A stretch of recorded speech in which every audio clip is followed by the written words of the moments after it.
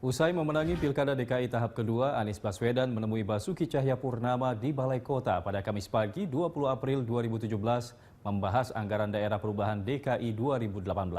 Secara keseluruhan, pasangan calon nomor urut 3 Anies Sandi memperoleh 57,95% suara, sementara Basuki Jarot memperoleh 42,05% suara.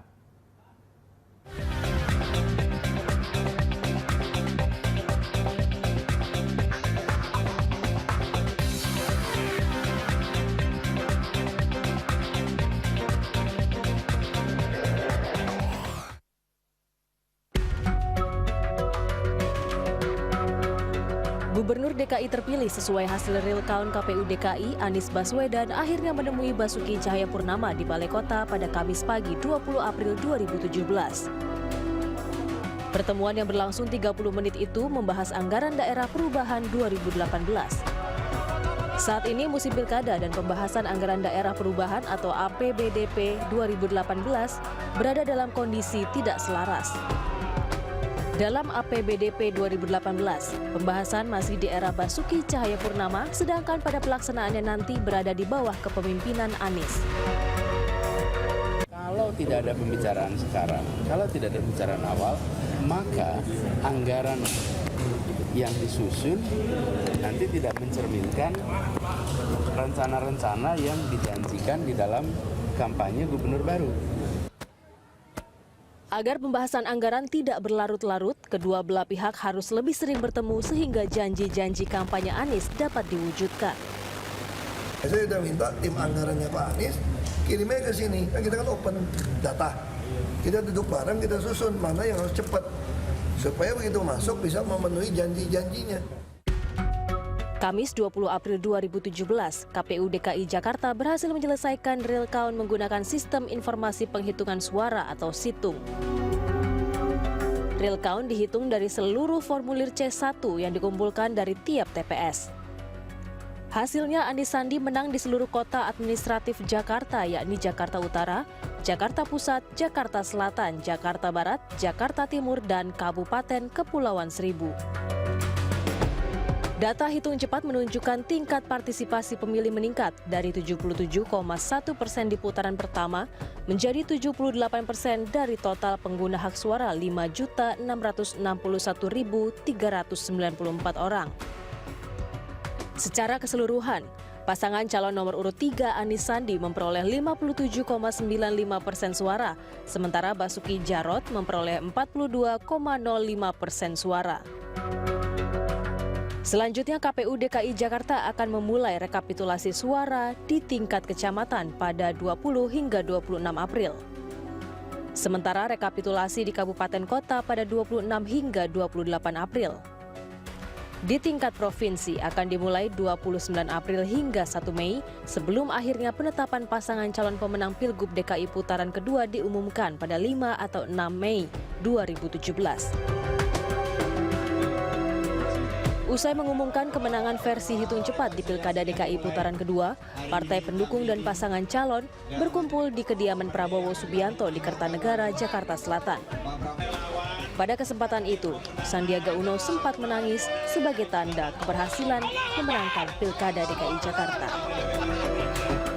Masih di hari yang sama, Gubernur DKI terpilih Anies Baswedan memohon doa agar ia dan Sandiaga diberi kekuatan sehingga mampu mengemban amanah yang telah diberikan. Tetapi kita semua sadar kita adalah makhluk yang lemah, makhluk yang punya berbagai kekurangan, dan amanah yang nantinya mungkin dititipkan di pundak kita berdua bukanlah amanah yang kecil, tetapi setiap amanah yang didatangkan bukan semata-mata karena niat untuk mengubah, untuk membela mereka yang miskin, mereka yang duafa, insya Allah amanah itu akan datang bersama dengan pertolongan. Tidak lama berselang, pasangan Basuki Cahayapurnama dan Jarot Saiful Hidayat juga menggelar konferensi pers terkait kekalahannya di Pilkada DKI. Alangkah bijaknya saya menyampaikan ucapan selamat pada beliau sambil kita menunggu. Kami mengharap semua pihak untuk bisa menahan diri dan untuk bisa benar-benar menjaga rasa kebersamaan yang sudah terbangun selama ini. Bapak Ibu Saudara sekalian. Sementara itu, Basuki Cahayapurnama berpesan agar seluruh relawan dan kader tetap sabar dan menerima kenyataan dengan lapang dada. Ahok menilai kekuasaan itu adalah milik Tuhan dan Tuhan pula yang mengambilnya. Dari KPU. Dan kepada pendukung kami mengerti pasti sedih, kecewa, tapi nggak apa-apa, percayalah bahwa kekuasaan itu Tuhan yang kasih, Tuhan yang ngambil. Ya, tidak ada seorang pun bisa menjabat tanpa seizin Tuhan. Ya, jadi semua nggak usah terlalu dipikirkan. Kepolisian, TNI. Dalam waktu yang tersisa, pasangan Basuki Jarot yang merupakan petahana akan bekerja maksimal untuk menyelesaikan pekerjaan yang tersisa. Sehingga gubernur dan wakil gubernur terpilih dapat memulai pekerjaan mereka dengan mudah. 6 bulan sampai pelantikan, kami akan bekerja dengan cepat, dengan baik, meletakkan dasar-dasar. Kami akan berusaha melunasi PR-PR yang janji kami. Tentu tidak mungkin selesai PR-PR itu. Nah, kita harapkan nanti Pak Anies dan Pak Sandi bisa meneruskan dengan baik. Saat menjabat nanti, Anies Baswedan dan Sandiaga Uno telah memiliki program 100 hari yang akan direalisasikan. Program berfokus pada 3 hal utama, yakni melakukan rekonsiliasi berbagai golongan warga DKI Jakarta untuk memastikan lingkungan sosial, ekonomi, dan politik yang kondusif. Anies Sandi akan bersilaturahim dengan seluruh mantan gubernur dan wakil gubernur DKI Jakarta, tokoh penting, dan pimpinan parpol. Mereka juga akan membentuk forum gubernur dan wakil gubernur DKI Jakarta sebagai wadah komunikasi. Fokus kedua adalah memenuhi program kerja prioritas Anies Sandi, yaitu meresmikan 44 pusat kewirausahaan dan meluncurkan Kartu Jakarta Pintar Plus, program hunian DP 0 rupiah, dan meluncurkan program Oke Trip dan Oke Oke. Sementara fokus ketiga adalah mengkonsolidasikan birokrasi pemerintah Provinsi DKI Jakarta. Sebelumnya, Rabu 19 April, Gubernur petahana Basuki Cahayapurnama memberikan hak pilihnya di TPS 54 Pluit, Jakarta Utara. Mantan Bupati Belitung Timur itu mencoblos ditemani anak dan istrinya. Sedangkan calon gubernur DKI nomor urut 3 Anies Baswedan mencoblos di TPS 28 Cilandak, Jakarta Selatan. Anies datang ke TPS didampingi istrinya Ferry Farhati Ganis dan kedua anaknya. Selain para kandidat gubernur, calon wakil gubernur nomor urut 2 Jarod Saiful Hidayat juga menggunakan hak pilihnya. Jarod mencoblos di TPS 8 Kuningan, Jakarta Selatan bersama istrinya Happy Farida. Cawagup DKI Jakarta nomor urut 3 Sandiaga Uno juga melaksanakan hak pilihnya di TPS 1 Jalan Daha 4 Kebayoran Baru, Jakarta Selatan. Saat mencoblos, Sandi ditemani istri dan 2 anaknya, Anissa Atira Uno dan Amira Atifa Uno. Pilkada DKI tahun ini menjadi istimewa karena diikuti oleh 3 pasangan calon yang memiliki pendukung yang solid. Jika tidak dikendalikan secara baik, pilkada berpotensi memecah belah persatuan bangsa. Oleh karena itu, Presiden Joko Widodo mengimbau semua pihak agar menjaga keamanan sepanjang proses pilkada DKI. Jokowi juga mengingatkan setiap paslon yang kalah agar berlapang dada dan ikhlas menerima hasil pemungutan suara. Saya meyakini bahwa pesta demokrasi pilihan gubernur, wakil gubernur di DKI ini, di DKI Jakarta akan berjalan dengan lancar dan akan menghasilkan pemimpin DKI Jakarta yang terbaik, yang terpercaya,